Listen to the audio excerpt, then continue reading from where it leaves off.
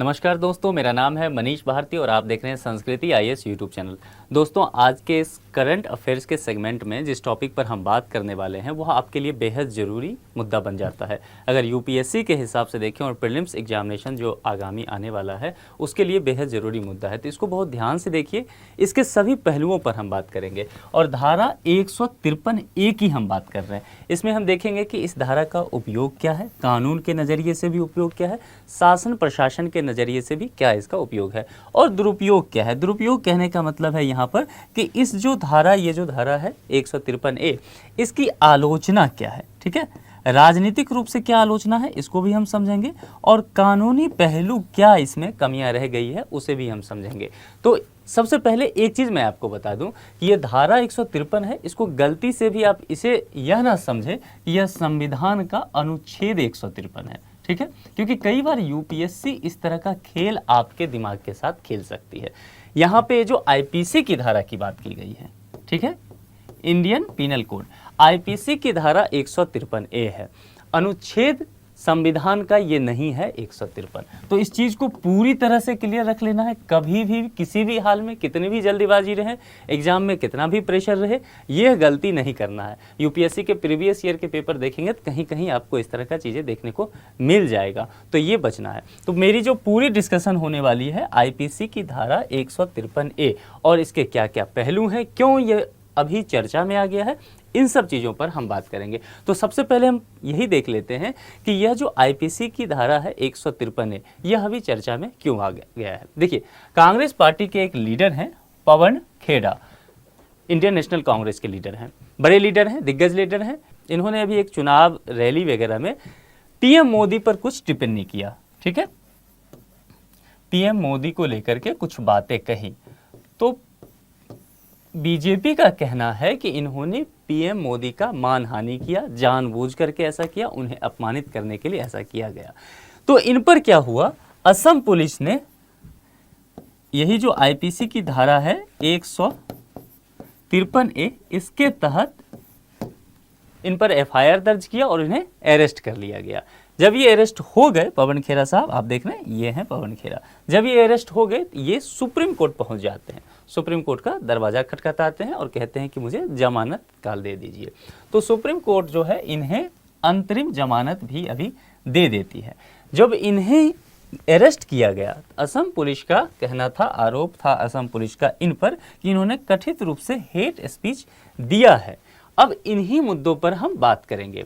जैसे कि मैंने कहा, हाफलोंग थाने में, ये असम का एक थाना है, आईपीसी की विभिन्न धाराओं, देखिए आईपीसी की जो धारा 153A है इसके तहत तो इन पर चार्ज फाइल किया ही गया है, साथ ही आईपीसी की और भी कई धाराएं हैं वह भी इन पर लगाया गया है असम पुलिस के द्वारा। उसे हम डिटेल्स में आपको बता देंगे कि और क्या क्या मुद्दा है। इसके तहत इन पर मामला दर्ज कर लिया गया और धारा 153A के तहत इन्हें गिरफ्तार भी कर लिया गया है था, जिस पर सुप्रीम कोर्ट ने अभी अंतरिम जमानत दे दिया है।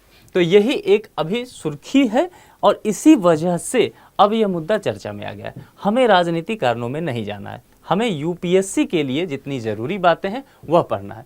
उससे पहले समझिए कि हेट स्पीच क्या होता है। देखिए, स्पीच का तो मतलब आप समझ रहे हैं कि भाषण, अभिभाषण देना होता है, अपनी बातें रखनी होती है, इसे यदि आम बोलचाल की भाषा में कहें तो। और हेट का मतलब क्या हो गया, हेट का मतलब हो जाएगा जैसे कि नफरत भरी बातें अगर आप करते हैं या अभद्र भाषा, अगर पूरी तरह से इसको आप ले लें तो अभद्र भाषा का इस्तेमाल करते हैं तो यह हो जाएगा हेट स्पीच। ठीक है, अब इसकी तो यह तो आम बोलचाल की बातें हो गई, शाब्दिक अर्थ हो गया, लेकिन इसके कानूनी पहलू और क्या क्या हैं उसको जरा विस्तार से समझ लेते हैं। देखिए, हेट स्पीच कई प्रकार की अभिव्यक्तियों को शामिल करती है। कौन कौन सी अभिव्यक्तियां हैं उन्हें देख लीजिए। इसके अंतर्गत किसी व्यक्ति, ध्यान देना है, व्यक्ति या व्यक्तियों के समूह के खिलाफ हो सकता है, किसी समाज के खिलाफ हो सकता है, किसी विशेष समुदाय के खिलाफ हो सकता है, किसी विशेष क्षेत्र के, नस्ल के खिलाफ भी हो सकता है। क्या तो घृणा, हिंसा, भेदभाव, उकसाना या इसको बढ़ावा देना या न्यायोचित ठहराना हो सकता है। यानी कि यदि आप किसी व्यक्ति के खिलाफ, किसी समाज के एक समूह के खिलाफ आप घृणा को बढ़ावा दे रहे हैं, हिंसा को बढ़ावा दे रहे हैं, यानी कि आप ऐसी बातें बोलते हैं, भाषण देते हैं जिससे संभव है कि हिंसा का माहौल बन जाए। आप भेदभाव कर रहे हैं, मान लीजिए जाति के आधार पे, धर्म के आधार पे, भाषा के आधार पे, क्षेत्र के आधार पे भेदभाव के बहुत सारे तरीके हैं।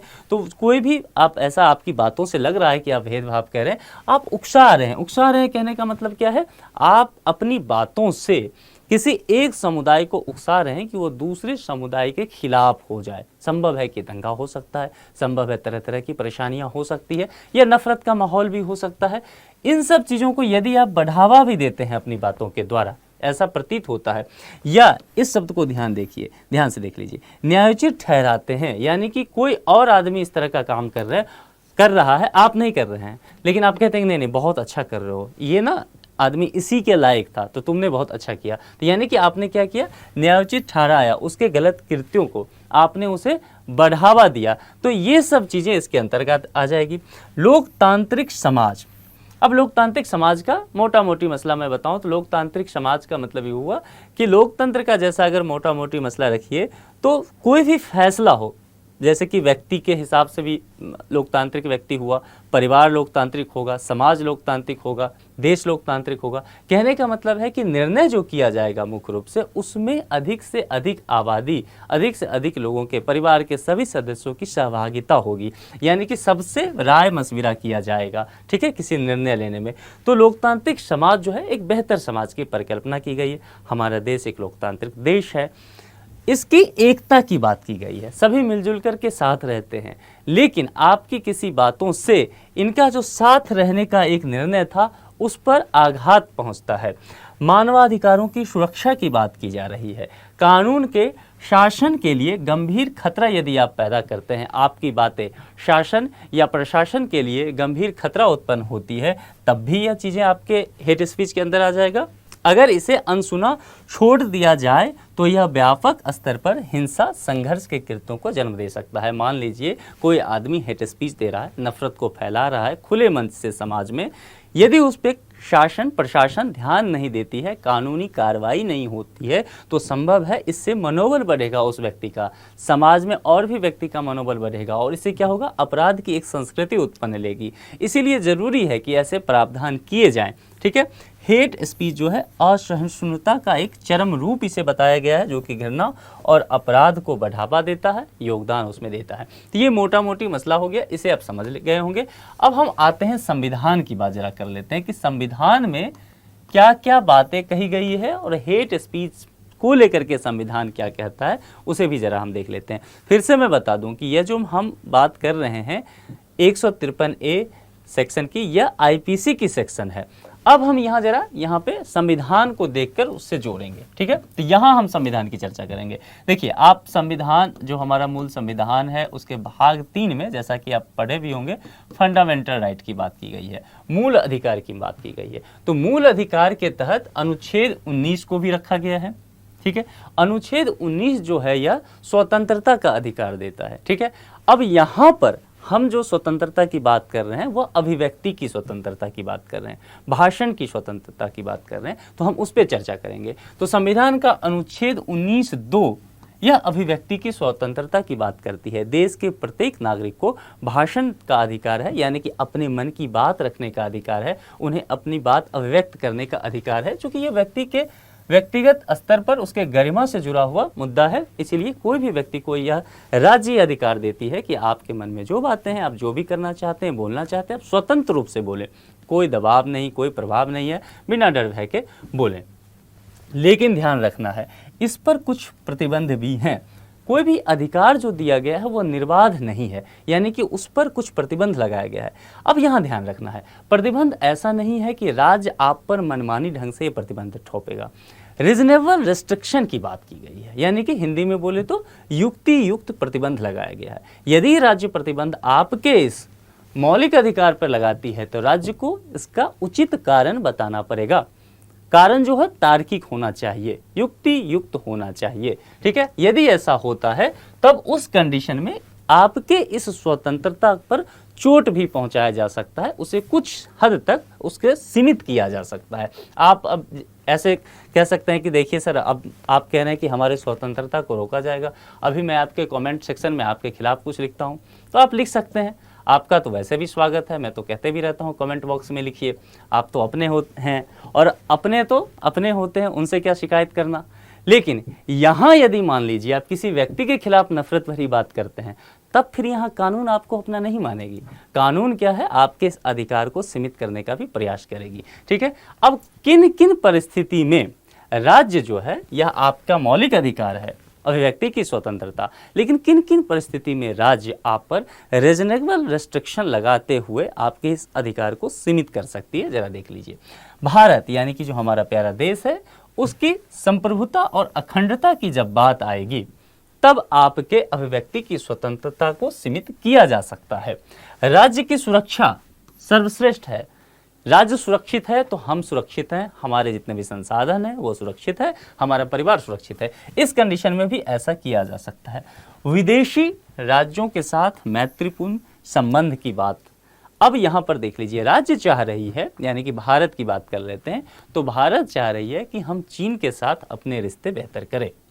लेकिन मान लीजिए किसी विपक्षी दल के कोई नेता हैं, वो लगातार ऐसी बयानबाजी कर रहे हैं जिससे भारत और चीन के रिश्तों पर प्रभाव पड़ सकता है या पड़ गया हो, तब भारत सरकार ऐसा कर सकती है कि वह जो नेता हैं उनको विदेशी राज्यों के साथ मैत्रीपूर्ण संबंध को नुकसान पहुंचाने के आरोप पर उन्हें अभिव्यक्ति की स्वतंत्रता के तहत उनके अधिकार को सीमित कर सकती है।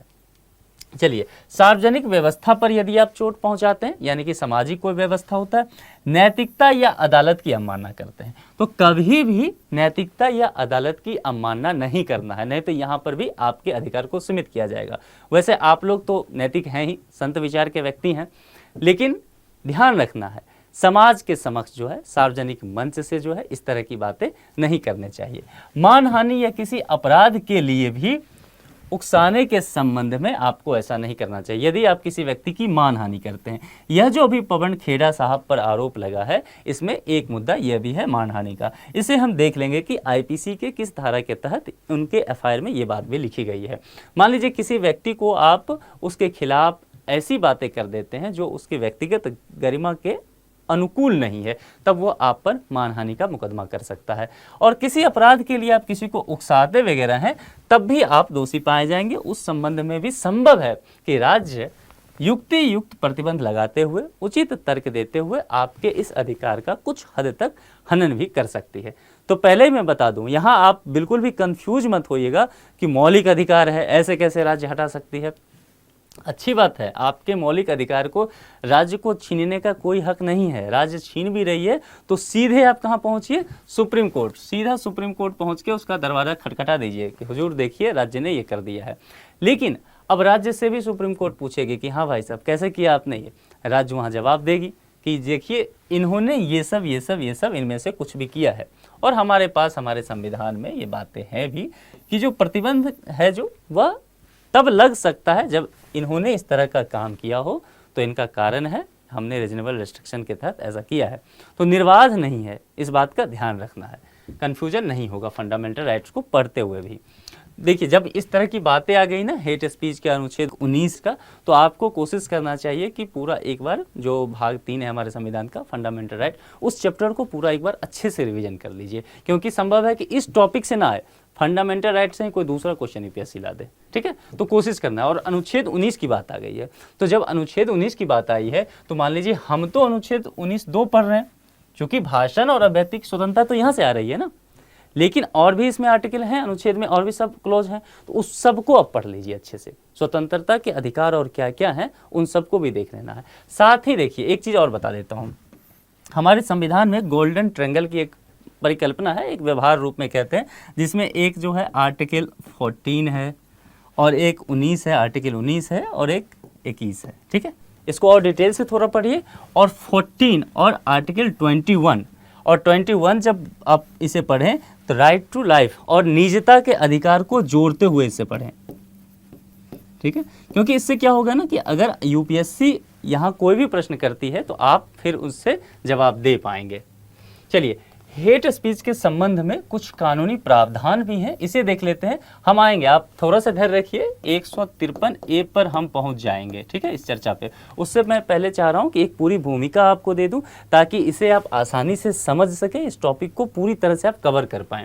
तो इसके तहत जो है हेट स्पीच के संबंध में कुछ कानूनी प्रावधान है, उसे देख लीजिए। देखिए, भारत में किसी भी कानून के अंतर्गत हेट स्पीच को पूरी तरह से सुप्रभाषित नहीं किया गया है। पहली बात तो ये, कोई भी कंफ्यूजन नहीं रखना है। यदि अगर एग्जाम में इस तरह के स्टेटमेंट आ जाते हैं तो सीना ठोक के आप खड़ा रहिए, ठीक है, कि पूरी तरह से इसे कहीं भी सही से परिभाषित नहीं किया गया है। लेकिन कुछ कानूनी प्रावधान ऐसे हैं जहां से हमें यह हिंट मिलता है कि हेट स्पीच की बात की गई है। तो उसको लेकर के कुछ अधिनियम वगैरह क्या है वो उस पर हम चर्चा करते हैं। देखिए, लोक प्रतिनिधित्व अधिनियम 1951 की बात की गई है। यहाँ ध्यान रखना है, लोक प्रतिनिधित्व अधिनियम 1950 भी है, लेकिन हम यहाँ चर्चा कर रहे हैं लोक प्रतिनिधित्व अधिनियम 1951।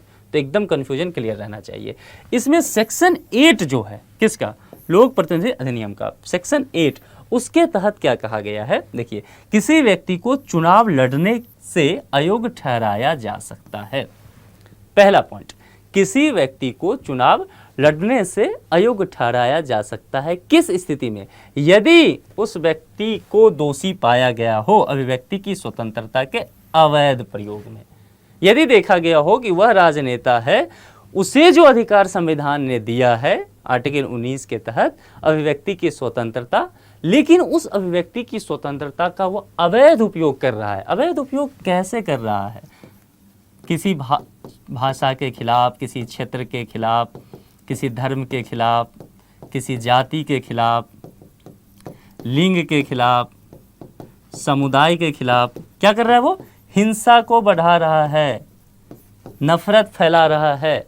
यदि इन सब कामों को वह कर रहा है और अदालत मानती है दोषी की, हाँ आप दोषी हैं, हमने पाया है, आपके स्टेटमेंट को पढ़ा है, सुना है, देखने से लगता है कि आपको जो स्वतंत्रता का अधिकार दिया गया था, व्यक्ति की स्वतंत्रता का अधिकार, आपने उसका सही से प्रयोग नहीं किया है, तब क्या होगा, उनके चुनाव लड़ने पर रोक लगा दी जाएगी। ये कहाँ है, सेक्शन 8 में। चलिए, नागरिक अधिकारों का संरक्षण अधिनियम 1955, इसके तहत क्या बातें की गई है उसे देखिए।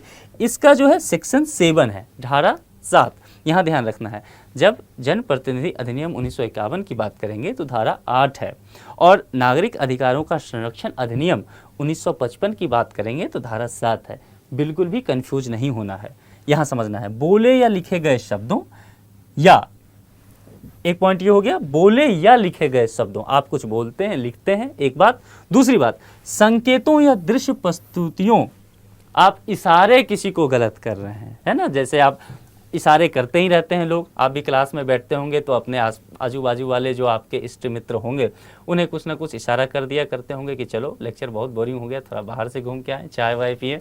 तो ऐसे तो ये इशारे चल जाएंगे, इसके लिए आपको परेशान नहीं होना है। लेकिन किसी आपको और भी किसी तरह का इशारा करते हैं और वो सामने वाला हो गलत मान ले उसे, या दृश्य प्रस्तुति, कुछ गलत चीज़ें आप किन्हीं को दिखाते हैं, देखते हैं, कुछ भी इस तरह की बातें, या अन्यथा के माध्यम से और भी कोई काम करते हैं, अस्पृश्यता मतलब छुआछूत की बात, इस छुआछूत को आप उकसाते हैं या इसे प्रोत्साहित करते हैं, इन सभी चीज़ों को प्रोत्साहित करने के लिए आप दंडित हो जाएंगे यदि आप ऐसा करेंगे। इस अधिनियम के तहत यह कहा गया है।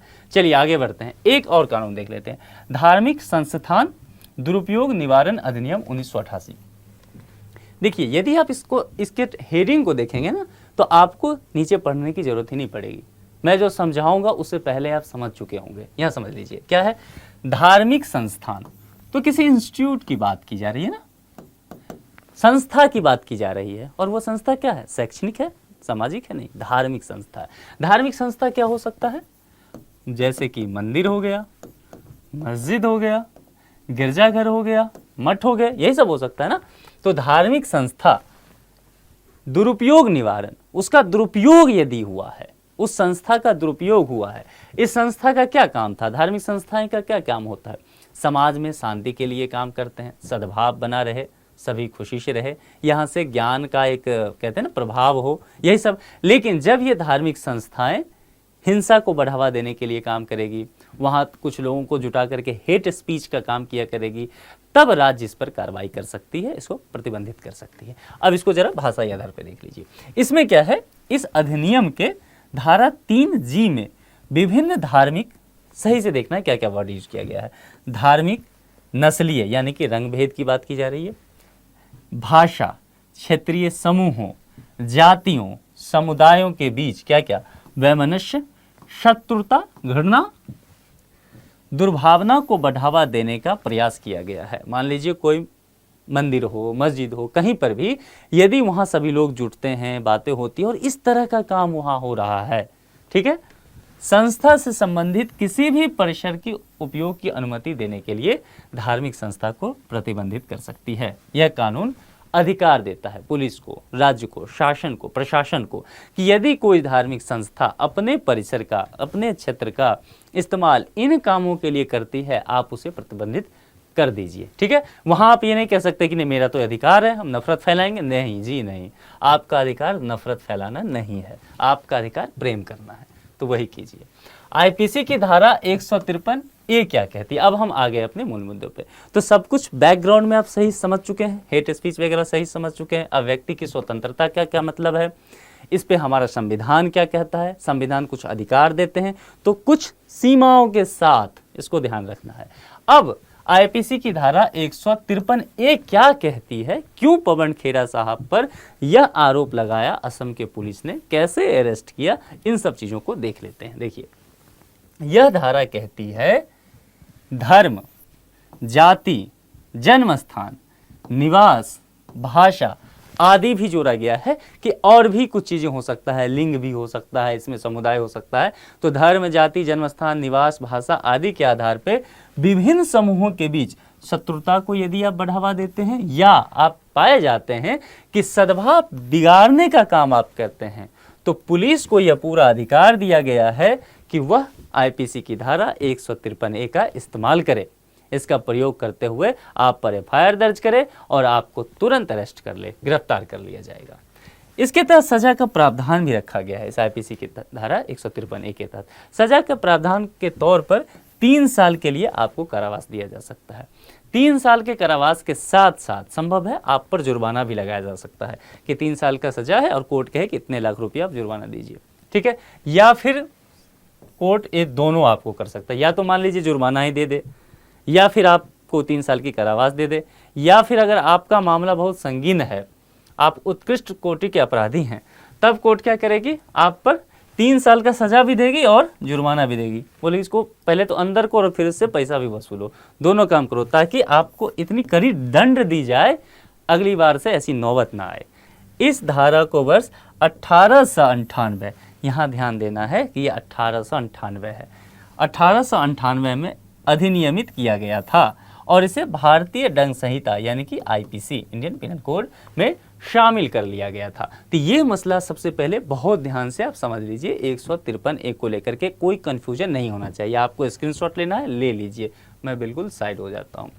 अब देखते हैं पवन खेड़ा जो हैं उनके खिलाफ एफआईआर में अन्य धाराएं क्या जोड़ी गई। जैसा मैंने कहा था ना मानहानि की बात करते हुए कि इन पर मानहानि का भी मुकदमा है, क्योंकि प्राइम मिनिस्टर के खिलाफ ऐसा पुलिस मान रही है, असम की पुलिस मान रही है कि इन्होंने आपत्तिजनक बातें कही हैं और उनका मानहानि हुआ है, तो उसके तहत कुछ बातें की गई है और भी कुछ सेक्शन इस पर लगाए गए हैं, तो उसको हम जरा देख लेते हैं।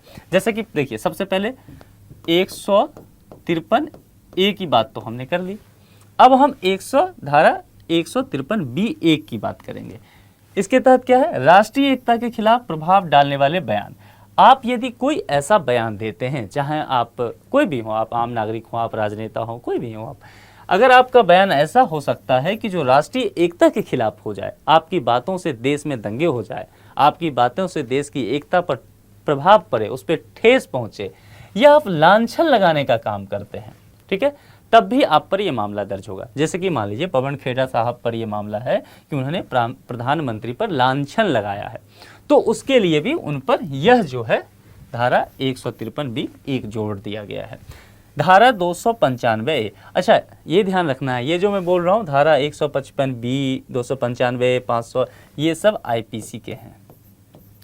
मैं बार बार कह रहा हूँ, चूंकि बहुत सारे स्टूडेंट ये गलती करते हैं, इनको करते हुए वो पीछे उनके दिमाग में अचानक से चलते रहता है, समझ भी नहीं पाते और गलती कर लेते हैं, वो अनुच्छेद 295 ये करते रहते हैं। क्योंकि ज़्यादातर हम लोग तो संविधान की बातें पढ़ते हैं, कानून की बातें तो यूपीएससी में कम ही पढ़ते हैं ना।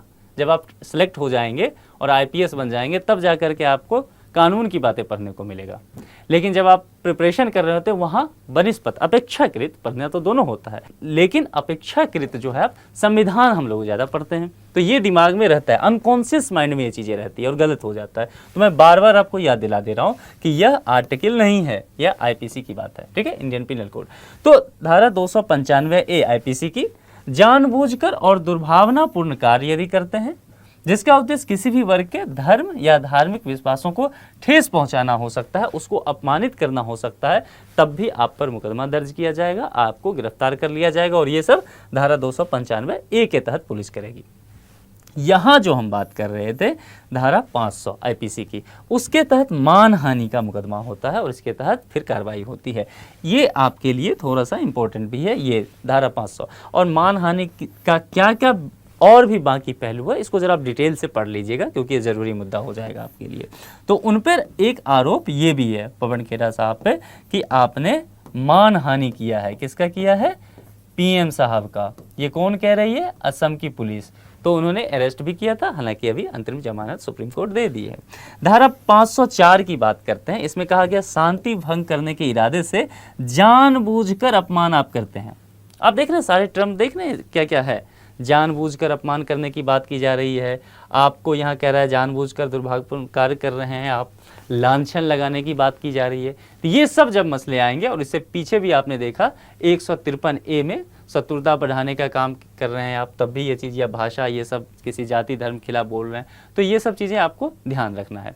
तो ये हो गए अन्य कुछ कानूनी पहलुएं, हो गए अन्य कुछ धाराएं हो गई जिसके तहत उन पर, पवन खेड़ा पर, जो कांग्रेस पार्टी के, इंडियन नेशनल कांग्रेस के वरिष्ठ लीडर हैं, उस पर यह सब आरोप उन पर लगाया गया था।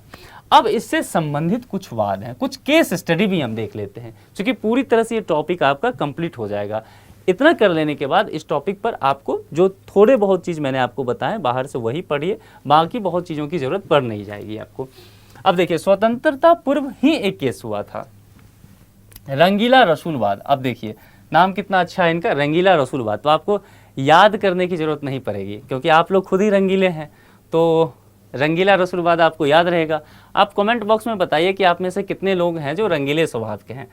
रंगीले स्वभाव का मतलब क्या? मैं ये कह रहा हूँ कि मतलब हिस्ट्री पढ़े, कभी कभी ज्योग्राफी पढ़ लिए, कभी पॉलिटी पढ़ लिए, है ना, कभी साइंस टेक पढ़ लिए, तो मतलब रंग रंग के सब्जेक्ट पढ़ रहे हैं। तो मेरे कहने का मतलब ये था, बाकी आप क्या समझ रहे हैं ये मुझे बताइए कमेंट बॉक्स में। तो रंगीला रसूलवाद में एक मामला आया था, उसमें पंजाब उच्च न्यायालय ने कुछ कहा था, उसे देख लेते हैं। पंजाब उच्च न्यायालय ने क्या किया? सेक्शन 153A, ध्यान देना है, 153A के तहत ही अरेस्ट किया गया है इनको। तो पंजाब उच्च न्यायालय ने धारा 153A के तहत आरोपित एक प्रकाशक को एक ट्रैक से बरी कर दिया था, जिस पर पैगंबर के निजी जीवन के बारे में अपमानजनक टिप्पणी करने का आरोप था। इस्लाम धर्म के जो मैसेंजर माने जाते हैं मोहम्मद पैगंबर साहब, यह आरोप था इस व्यक्ति पर कि पैगंबर साहब के निजी जीवन पर उसने कुछ अपमानजनक बातें कही थी, तो उसके तहत यह काम किया गया था। दूसरा, प्रवासी भलाई संगठन बनाम भारत संघ, इनके बीच एक मामला आया, उस पर जो है यह मामला कहाँ पहुंचा था? सुप्रीम कोर्ट ने। सुप्रीम कोर्ट ने इस पे कहा कि ये जो मौजूदा कानून है, इसके क्रियान्वयन को यदि ठीक से कर लिया जाए तो हेट स्पीच की समान समस्या जो है उसका काफी हद तक समाधान हो जाएगा। आगे बढ़ते हैं और देखते हैं जफर इमाम नकवी बनाम भारत निर्वाचन आयोग। ये बहुत ही महत्वपूर्ण टॉपिक है, इसे आप देख सकते हैं। जब भी चुनाव में सुधार की बात की जाएगी तब भी ऐसे केसेस अगर आप लिखते हैं आंसर राइटिंग में, तो आपका आंसर राइटिंग काफ़ी हेल्दी हो जाएगा, अच्छा हो जाएगा। इसमें एक व्यक्ति थे जफर इमाम नकवी, ये एक रीट याचिका फाइल करते हैं, ठीक है। और रीट याचिका फाइल करते हुए ये क्या कहते हैं कि चुनाव में जो आप देखते होंगे उम्मीदवार होते हैं, चुनावी रैली होती है, उसमें तरह तरह के आरोप लगते हैं, एक पक्ष दूसरे पक्ष पे कीचड़ उछाल रहा होता है, तरह तरह के आरोप लगाए जा रहे होते हैं। तो यही ये कह रहे हैं कि उम्मीदवार जो हैं कटु भाषणों को काफ़ी इस्तेमाल करते हैं, बहुत बुरी बातें करते हैं, जिससे समाज में भाषा को लेकर के, जाति को लेकर के, धर्म को लेकर के, इन सब चीज़ों को लेकर वैमनस्यता हो जाती है। इसकी संभावना रहती है कि दंगे फसाद हो जाएं, तो इस पर रोक लगाया जाए। तो इसी चीज़ों को लेकर के चुनौती देते हुए इन्होंने रिट याचिका दायर कर दी थी। आप चाहें तो इस केस के बारे में थोड़ा सा डिटेल से पढ़ सकते हैं। अच्छा, इस मामले में सज़ा का दर क्या है? पवन खेरा साहब को जो गिरफ्तार किया गया था, हेट स्पीच का मामला 153A, इसके तहत हेट स्पीच का मामला, तो क्या पूरा सज़ा इसके तहत दिया गया है, उसका दर क्या है, कितने लोग सज़ा दिए गए हैं, यह देखते हैं, और कितना केसेस आया है, पिछले कुछ सालों की तुलना करके भी देखेंगे। राष्ट्रीय अपराध रिकॉर्ड ब्यूरो NCRB, देखिए NCRB जो है इस तरह की डेटा निकालते रहती है, तो मैं आपसे गुजारिश करूंगा कि NCRB के रिपोर्ट को आप पढ़ा करें और ये जो संस्था है इसके बारे में आप ठीक ठाक से जानकारी रख के जाएं। इस बार कई रिपोर्ट इन्होंने निकाला है, तो इस संस्था ने, इसीलिए ज़रूरी हो जाता है कि एग्जाम से पहले आप इसको ज़रा देखें। तो राष्ट्रीय अपराध रिकॉर्ड ब्यूरो NCRB के आंकड़े के अनुसार धारा 153A के लिए सज़ा की दर बहुत कम है, और यह चिंता का विषय है। इसीलिए हो क्या रहा है ना, हेट स्पीच रुक नहीं रहा है। आप देखते होंगे कि लगातार लोग जो है उलूल जुलूल बातें करते रहते हैं। चुनाव के समय हो रहा है, राजनेता बोलते जा रहे हैं और उनमें कोई सज़ा नहीं हो रहा है। यही कारण है कि मनोबल बढ़ जाता है, सज़ा की दर जो है बहुत कम है। यही क्या कह रही है NCRB कह रही है। अब इसमें ज़रा देखिए 2014 में क्या हुआ था। इसके तहत हेट स्पीच के मामले 323 दर्ज किए गए थे यहाँ पर 2014 में। अब देखिए कानून सख्त है, इतने सारे लॉ हैं, तो होना क्या चाहिए था कि इसमें गिरावट आती। हेट स्पीच में हो रहा क्या रहा है कि 2020 में 1804 मामला हेट स्पीच का आता है, 3 गुना बढ़ गया ये मामला। हालांकि अगर आप 2020 में सज़ा की दर देखेंगे, ये ठीक है कि मामला यहाँ बहुत ज़्यादा आ गया 2020 में, लेकिन सज़ा का दर भी यहाँ अच्छा रहा था, और सज़ा का दर जो था 20.2% तक लोगों को सज़ा दिया गया था इस मामले के तहत। यदि सज़ा मिलता है ना, तो लोगों में थोड़ा सा डर बनेगा इन चीज़ों को लेकर के, फिर वो कुछ बोलने से, कुछ गलत बोलने से बचेंगे कम से कम। आलोचना का आधार क्या है, किसकी आलोचना की बात की जा रही है? 153A, और फिर से मैं लिख देता हूँ IPC। आलोचना के आधार क्या क्या हैं, ये जो सेक्शन है इसको लेकर के जो कुछ विशेष वर्ग हैं वो आलोचना क्यों करते हैं इसकी, ये समझ लीजिए। इनका कहना होता है कि अभिव्यक्ति की स्वतंत्रता का अतिक्रमण है। जैसा कि मैंने कहा आपसे कि संविधान का जो आर्टिकल 19 है ना, 19(2) हमें क्या देता है? अधिकार देता है। किस चीज़ की? अभिव्यक्ति की स्वतंत्रता का अधिकार देता है ये।